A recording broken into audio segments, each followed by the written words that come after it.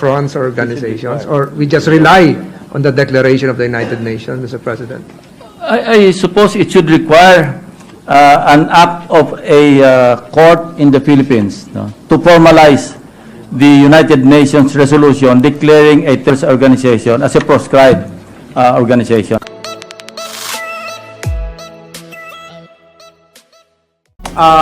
The prescription of crimes committed here, because we might reach a point, Mr. President, that the perpetrators might be in the Philippines, the other conspirators might be outside of the Philippines, and the period of prescription for those outside of the Philippines will start only once we acquire jurisdiction, once the courts acquires jurisdiction. So we might be placed in an administrative dilemma wherein some of the co-conspirators are already in jail and then or perhaps released, or perhaps the crime was prescribed. But for the other participants coming from outside of our territory, it will only commence once they enter our territory, Mr. President. Am I correct? So this would entail a very difficult administrative, judicial, prosecutorial proceedings insofar as our criminal justice system is concerned, Mr. President. I think the law on prescription will apply. For capital offenses, it's 20 years. So if that does not come to our country to be prosecuted, then, and after a lapse of 20 years, then the crime against him shall be prescribed. I hope I'm correct with my response, Mr. President. Thank you, Mr. President. Thank you for the two gentlemen for allowing me to interject. I just have some administrative nuances that probably I will expound during the period of amendments, especially as regards the jurisdiction on criminal cases and the long-arm jurisdiction of our courts, if there is any, Mr. President. I'd like to thank the two gentlemen. Salamat po. Anything that will enhance this measure is of course welcome, Mr. President. Thank you, Mr. President. Thank you for the gentleman from Cavite, Senator Tolentino. Fronts or organizations, or we just rely on the Declaration of the United Nations, Mr. President? I suppose it should require an act of a court in the Philippines, no, to formalize the United Nations resolution declaring a terrorist organization as a proscribed organization, Mr. President. Mr. President, may we know from the good sponsor that at this stage, preliminarily, do we have a listing of the said United Nations proscribed organizations? Will this include the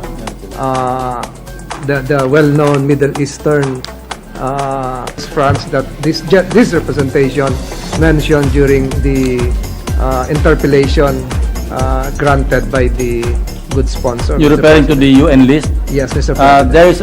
There's a list under the United Nations resolution of this proscribed terrorist organization. So, Mr. President, from the answer of the good sponsor, it would now mean that even if there is a list coming from a prior list coming from the United Nations, it is not automatic, Mr. President, that knowingly becoming a member of the proscribed organizations by the United Nations would merit an offense as enunciated by the proposed law, Mr. President. Should be formalized by a competent regional trial court, Mr. President. Again, Mr. To formally proscribe the... Yes, it must be brought before a court who will now formally issue an order of proscription, Mr. President. That's my final query again, to reiterate my previous interpellation, and which I think was already answered. If the court determination would come out during that hearing, how would the accused, the member, exculpate himself? Because the declaration probably might come out during the hearing, and the timing of his membership might be a priori, or probably it was done before the declaration of the court that said organization is station. Just last one point, Mr. President. Hindi ko na po nasundan sa haba ng tanong ninyo. Ay, po, to rephrase, Mr. President, maaari po ba kaya doon lang sa hearing ay nalaman nung naging miyembro na yung palang nasalihan niya ay is front. So how can he now Hindi po papasok sa knowingly. Hindi na. But of course, kung kaya naman i-prove ng gobyerno na knowingly, then problema niya yon, Mr. President. Matter of evidence eh. Oh. Yes.